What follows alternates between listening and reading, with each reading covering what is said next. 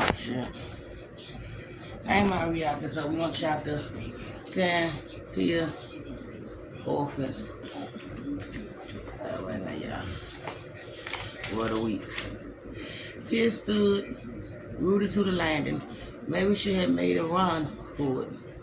Certainly she would outrun Miss Mother Joe and maybe Miss Molly, but the driver would catch her again.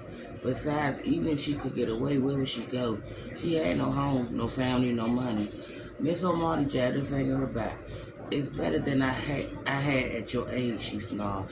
Now get moving. Pia shot at her a bitter look, then gritted her teeth, stepped across the threshold, and entered the orphanage. Mother Joe started to close the door behind her, but Miss O'Malley put a hand out to stop it. Mother Joe, she said, I have a need to speak to you real quick, if I could. What is it, Mother Joe said. Miss O'Malley eyed Pia. I have a message from one of the sisters at St. Peter's. Excuse us for a moment, Mother Joe said to Pia.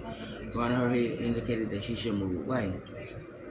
Pia did as she was told, taking several steps into the high ceiling foyer. Mother Joe leaned out the door and closed the parkway. Pia strained to hear what they were saying but couldn't make out the words. She looked around for a way out, but there were only two other doors, both of which looked like they went further into the building. The smell of boiled potatoes and warm wood filled the air, along with a hint of smothering incense and burnt matches.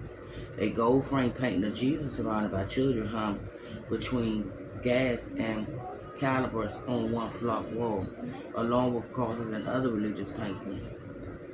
After Mother Joe finished talking with Miss O'Malley, she closed the door and led Pia across the foyer. Her shoes clacking, pulled an iron key ring out from beneath her spatula and unlocked one of the doors. Then she lit one of the several oil lanterns on an end table and picked it up. Excuse me, Mother Joe, Pia said. Mother Joe raised an eyebrow at her as if surprised she'd spoken. What is it? May I ask what Miss Molly said to you? Did it have anything to do with me? Mother Joe frowning. You may ask, she said, but that doesn't mean I'll tell you. It was official business that all you need to know. Pia nodded and dropped her eyes to the floor, annoying Miss Mother Joe like a bad idea. Holding the lantern in one hand, Mother Joe opened the door and stepped over the high threshold, leading Pia into a murky corridor that smelled of urine and bleach. At the end of the corridor, they turned down a narrow hallway, past rooms filled with rows of identical iron beds. The flickering lantern light revealed nothing but shadow inside. The place felt deserted, the air heavy, the silence as thick as a blanket. When they reached the end of the third hallway, Mother Joe opened a double door that led outside to a set of stone steps in a fish yard.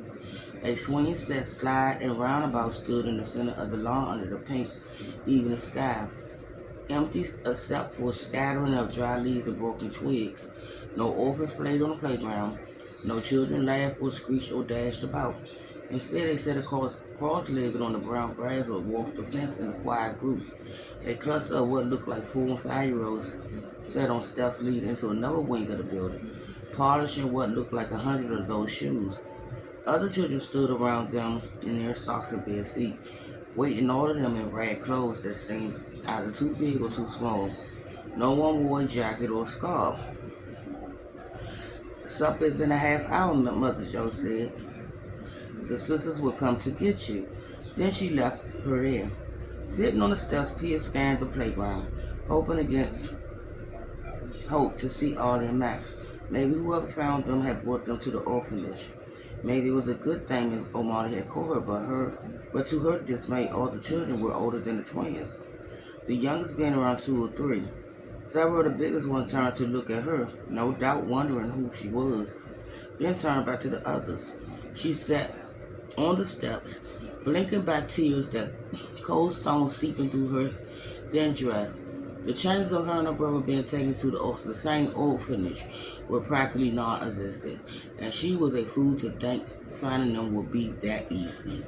And I'd be back with continuation of Orphanage Pia.